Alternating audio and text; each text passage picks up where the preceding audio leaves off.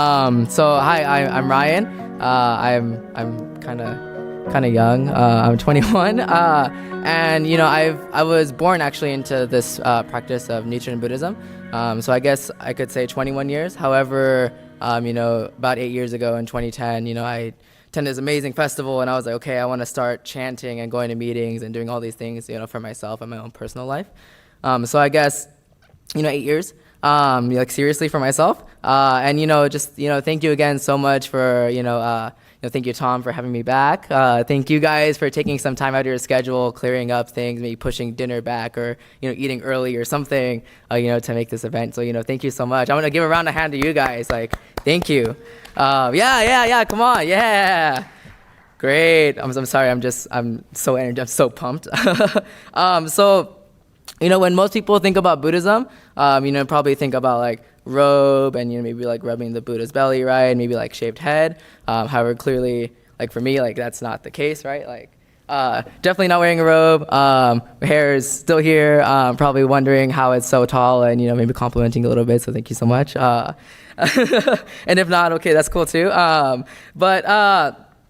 today I'd like to speak about Nichiren Daishonen's Buddhism and my practice of it with the SGI. So Nichiren Buddhism is a form of Mahayana Buddhism, and it is based off the Lotus Sutra, which is considered the highest teaching sutra. Within the Lotus Sutra, it states that we are all Buddhas and that we have this unlimited potential within us to attain and reach and obtain like Buddhahood, which is like the highest life state, right? And so, I'd like to kind of read something. So in our practice, right? So the Lotus Sutra, the title of this Lotus Sutra is Yoho, which is mystic law. And so Nichiren Daishonin, what he did was, he took the title and then, really to find a way to manifest this power, right? There's a phrase, so it's Nam Myoho Renge Kyo. And so, I like to read. So Nichiren Daishonin describes it as the essential law of the universe, which has the power to liberate people from suffering on the most profound level. Buddhism teaches us that our lives are treasure towers in which the greatest treasures of the universe are stored. Those treasures are the Buddha's virtues of compassion, wisdom, and courage. Chanting has the power to open the treasure tower of our own lives, enabling us to bring forth boundless reserves of courage, wisdom, and compassion from within. These virtues then inform our thoughts, words, and actions. Thus, we are able to use the problems we encounter in daily life as the raw material for dramatically changing our circumstances through our own efforts, our own transformation, our own transformed behavior. Chanting works not by making things happen, but by activating the power from within us so that we can make things happen. We put ourselves in the driver's seat and become the force for change. So, it's really incredible, for us, we, through chanting and stuff, like we view our life is just like a big drama, right? Like it's a big play. So, and then we are our own like director and producer and screenwriter and main and like protagonist and, extras, like we're everything, right? And so, really through chanting, it seems like it can be overwhelming, right? Like, oh my gosh, I'm making this multi-million-dollar film of my life. Like, holy, oh my gosh. Really through chanting, we're able to kind of get all of this together. And so, if I may continue, so there are many different laws and principles operating in the natural world. When we properly recognize and conduct our lives in tune with them, we can create value. For example, hydroelectric power harnesses the energy of flowing water, making use of the law of gravity. Simply put, Nam Myoho Renge Kyo is the fundamental law of the entire universe and the ultimate force that moves everything. Nichiren Daishonin expresses this in the form of a mandala called the Gohonzon, or object of devotion. When we chant to the Gohonzon, our lives fall in rhythm with the fundamental law of the universe, enabling us to manifest tremendous life force and putting us on the sure course to happiness. So, really, as maybe if you come to like a meeting or something, or maybe you meet someone and they also happen to practice Nichiren Buddhism, especially with the SGI, the Soka Gakkai International. You might hear us kind of refer to Nam Myoho Renge Kyo as like this roar of a lion. Really, think of a lion, right? Like the king of the jungle, right? So really, oh my gosh, really, with this, like we're calling to the universe. Really, we're trying to take hold of our own life. Like we realize that we can, we obviously can't change, our environment. We can't change someone else, but we can definitely change ourselves and our attitude and our perspective. And so, with that, with chanting Nam Myoho Renge Kyo, we are able to, get this potential within us, and then also help transform like how our mindset would be. And so the other part, I mentioned this word, called gohonzon, that mandala. So, I don't have like a picture or like a presentation for you about it. But so it's a scroll, right? And so along the middle of the scroll is Nam Myoho Renge Kyo, which again, like I was mentioning earlier, like the law of the universe. And on the left and right hand side of the gohonzon, in Sanskrit, there's all these different life states, so to speak. So everything so every emotion and feeling that we can feel as a human being is kind of represented on this gohonzon. All the good and the bad, maybe you just got fired and stuff, so you're super sad and upset, or maybe you just got promoted and so you're super happy and joyful. So just all these different things. And actually the gohonzon is referred to as like a tool, a tool for our own lives to, again, like get us, how do we really call it to the universe and saying, hey, like, I'm tired of being like pushed around and like just like being like a pawn or whatever. Like I'm ready to like grip it by the horns, and I'm ready to be the driver, right? I'm ready to be my own star in my own movie. So another way to, being a tool, so it could be referred to like as a mirror of our own lives. And so, if you think of a mirror, right, like we have a nose and like eyebrows and stuff, but we can't see it, right? Like you need something else to see it, a mirror, right? So, if you're getting ready in the morning, you're cleaning up your eyebrows or something, making sure they look on fleek, you need a mirror to do that. I'm sure you could do it without a mirror, right? But it might not turn out as well, or, you might totally mess it up and make it worse than what it was in the beginning. And so, really with this gohonzon, same thing, we're able to chant this, mantra, this Nam Myoho Renge Kyo to the gohonzon, and we're able to polish our lives to really, again, like, unlock this inner wisdom and compassion that we might have in our lives that we don't immediately see. So really, again, like it's referred to as a mirror and like this happiness creating tool. Again, like being able to, again, like bad day at work or something, or, just something, life happens, right? Something bad happens. And then you're able to come home and chant to this gohonzon, and you're able to, see maybe a deeper meaning to why such thing has happened, why you got fired, not just because, maybe you were a poor worker, but what fundamentally do you have? And so, that kind of similarity and that kind of thing can also be called your karma. And so, I know Marika briefly touched on it. And so, I'd like to actually expand from like the Buddhist perspective, if that's okay.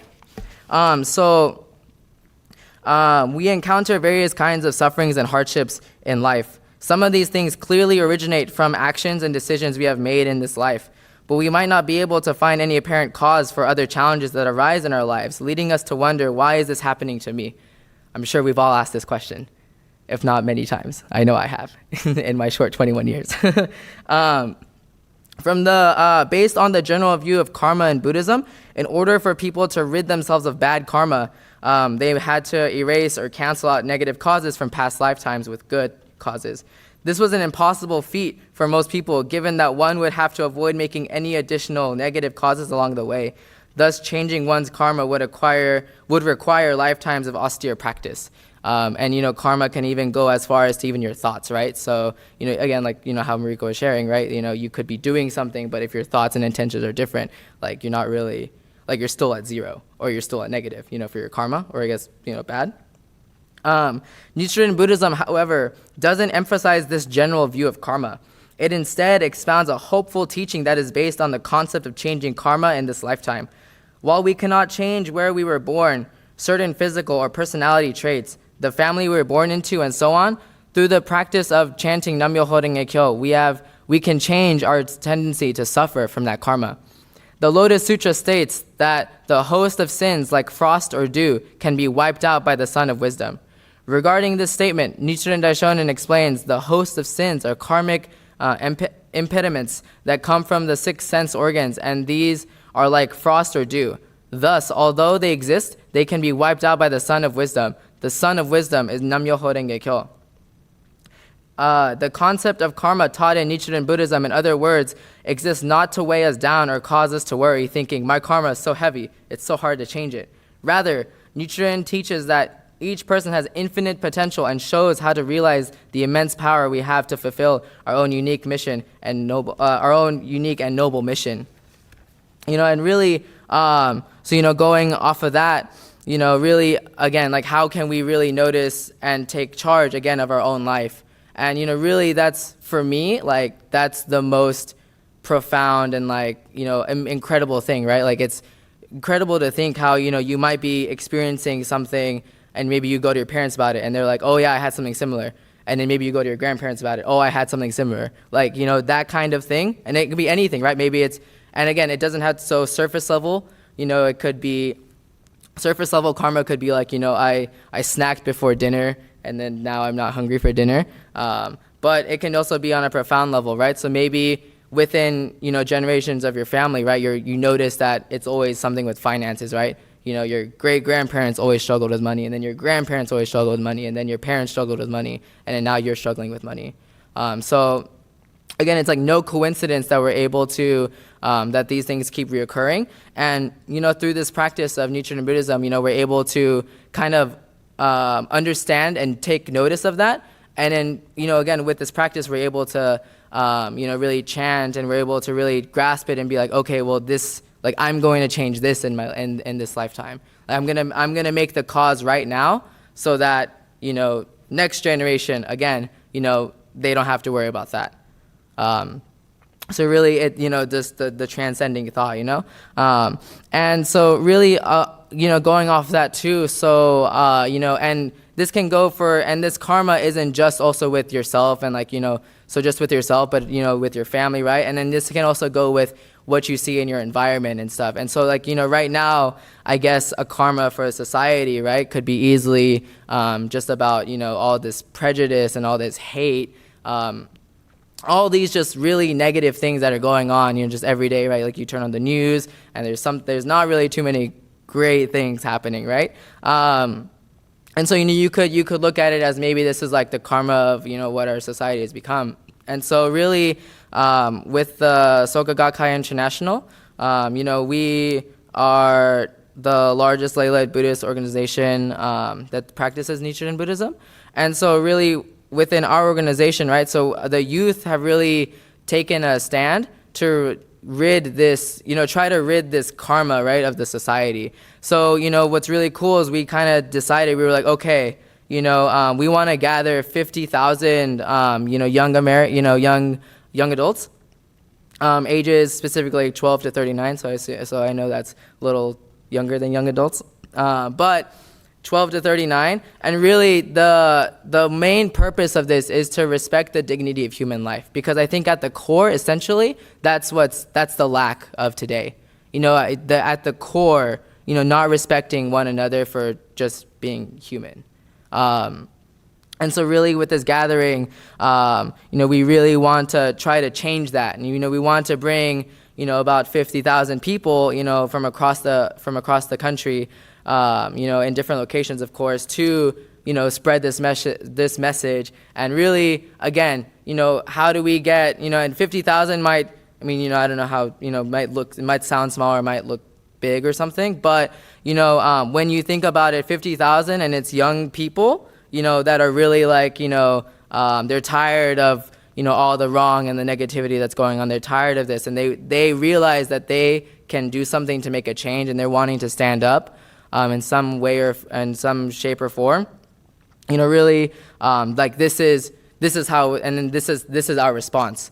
And so this like big festival that we're trying to do is going to be actually in September on the 23rd, and then actually it's across 9 locations. It'll be simulcasted, and one of the locations is actually Dallas, specifically Garland at the Curtis Colwell Center. And so really, for me, it's like, how incredible is it that, out of all the cities and, states and, all that in America, Dallas is picked as one of the 9 locations. Like that, to me, I thought that was really cool. And so really, and I invite all of you, if you have like a daughter or, son or, best friend or, whoever, really again, like, we just want to make a change in the society and stuff. And, how do we, transform this karma? That's really, very, very apparent in our own lives. So, kind of with that, I think, really, through this effort and stuff, like this is just the steps that we're taking. This is going to be the first initiative to launch a long-lasting wave. And so kind of with that, I kind of want to close it there. I know we're also kind of on like a schedule and stuff. So, thank you guys so much. I really appreciate you guys, giving me some time to come up here and share my spiel. So thank you.